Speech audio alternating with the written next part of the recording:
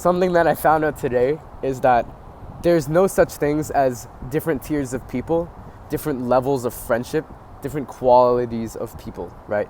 We used to always think like, okay, there's these different levels of people. This guy's on his shit. Like, he's tackling every single day, like, on his grind. He's locked in. And then there's this guy, he's, like, addicted to drugs. And then there's this other guy addicted to video games and porn. And we're like, okay, they're at lower levels, right? But the thing that I realized is there's no such thing as a lower level person, right? I'm not going to go, like, and say, like, oh, everyone's equal. Everyone's a special little snowflake. And everyone's, like, special and valuable, which, like, you can judge that how you want. But what I realized is that instead of thinking of them as different qualities of people, maybe they're just different people. Think about it. When you were like addicted to all these things, right?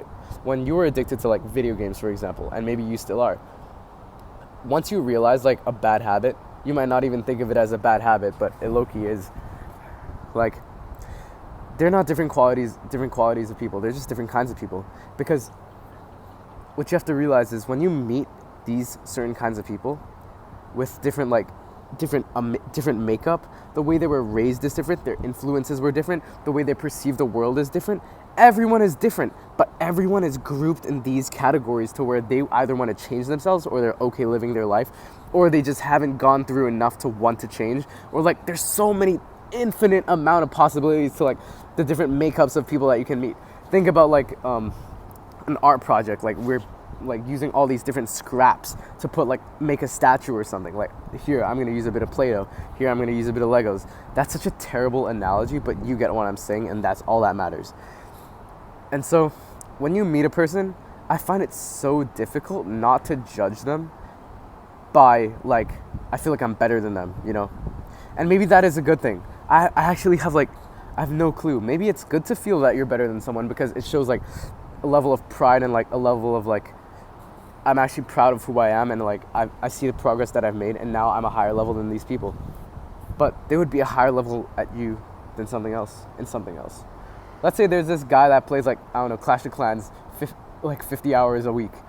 And then I look down on him because I'm like, oh, this guy has nothing going on in his life. But then I really take a look at him and like, yeah, even though he has nothing like going on in his life, technically by my standards, like he's not on a track to making more money or retiring his parents, he's gonna beat my ass in Clash of Clans, bro. And so if you value, it's like all depends on what you value. The quality of people, sure, you can judge them by worldly standards, but like the Buddhist monk that sells all his stuff in order to like live in the mountains, I would still like see that from a worldly perspective as like, bro, what are you doing? Like, I'm better than you because I have more than you. I have more material success than you. I have more money than you. I have more like accomplishments than you. But to other people, that's like such an incredible thing. And I can see that. That is such an incredible thing. But it all depends on like what lens you take a look at it from. And so I was just thinking like, maybe it's not right to like judge others at all, because everyone is judging themselves and others based on their own makeup, based on what they value.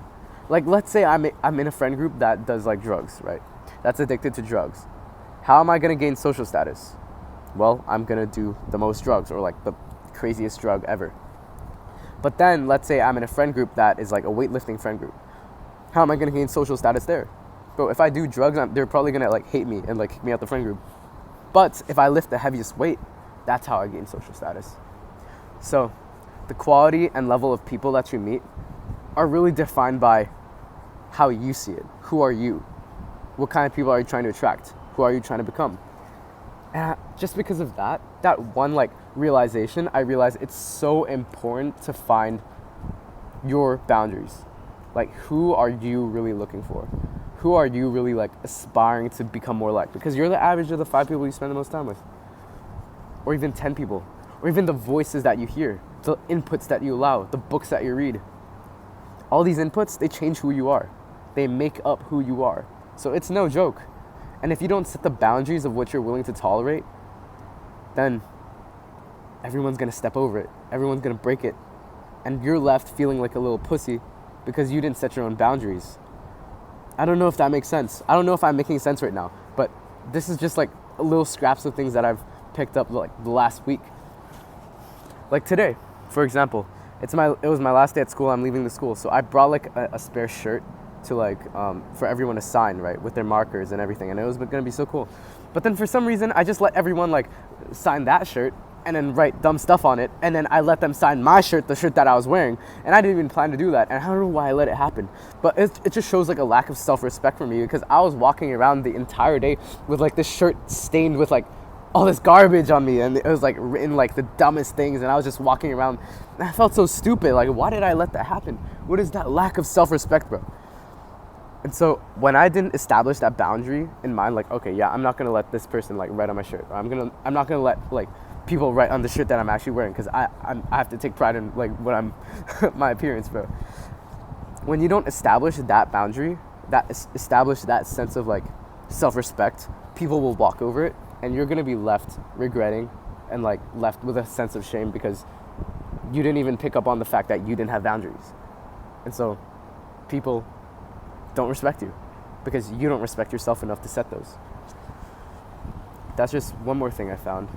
And it's also like, as much as a skill as it is, like, it takes courage to like set boundaries and like tell people no to something. Like, I should have just said, no, bro, shut up, don't sign this shirt, sign my other shirt. As much as it is a discipline, as much as it is like, it takes courage, you know, it takes courage to like say no to someone, it's also like, honestly, it's just experience, and it's a skill, right? Everything is a skill. To say no to someone takes skill. To be disciplined is actually a skill too. And like acquiring this is like a skill in itself as well. Like, learning how to learn is a skill in itself. But the most important thing I would say is like the awareness of it, right? If I wasn't aware that I hadn't set boundaries, I would have just like felt bad for no reason because I didn't take pride in my appearance that day or today. So awareness is really the most important thing. I don't know. I've yapped about so many different things in this video. I don't know why you're still watching, but I really hope you took something from it. And, you know, you probably did. If you're relating to me this much, you know what you should do? You should join my free Telegram, because it's the first link in the description. And you're going to love it because it's literally like unfiltered, raw thoughts that I have throughout the day and things that I learn. And I think you'll find it really useful. And as always, if you want to hear more from a 17-year-old trying to figure out life, subscribe. It's a win-win for both of us. Get after it.